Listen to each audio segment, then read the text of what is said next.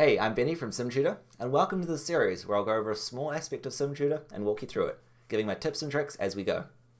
This week, we'll be looking into image editing, how to clear cut an image, giving it a transparent background so that we can effectively use it in a hotspot with tools step. In this lesson, we'll be using a free program called Paint.net and learning some quick and easy things to do, such as cropping an image, using the eraser to remove the background, and finally, saving the image to retain its transparency. Let's get started.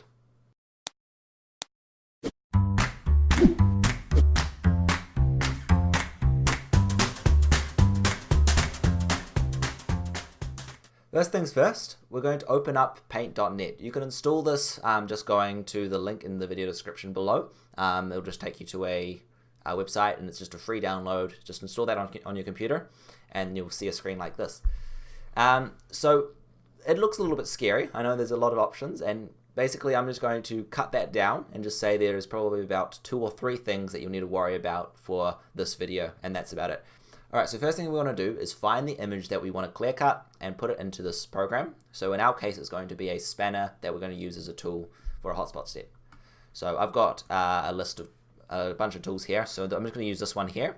I'm just going to click and drag into Paint.net and it will open the image. And there we have our image. So that's first step done.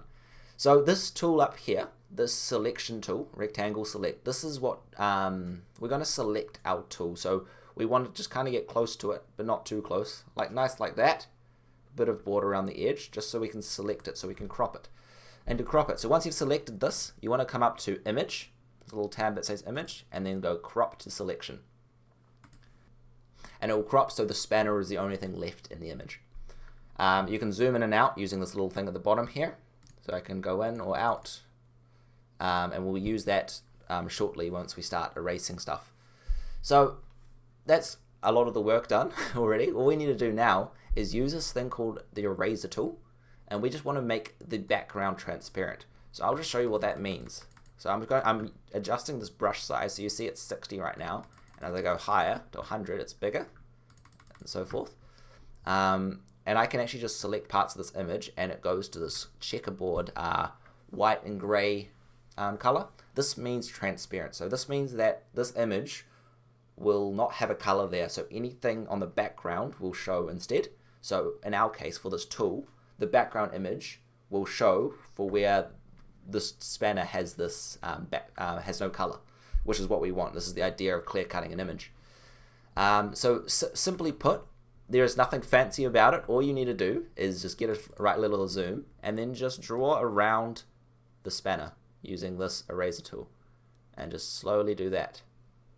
There's not much more to it. You can over here you can do the same thing, and then you may need to change the brush size a little bit. So here I'll just move it down to like a 25, or select 25. Select it to a 25, and then you can kind of get a little bit more detail around that corner.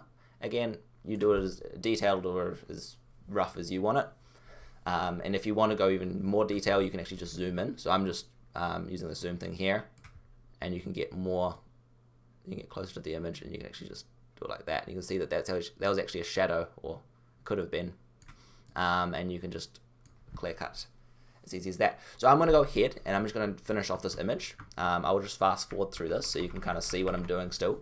And we'll see at the end.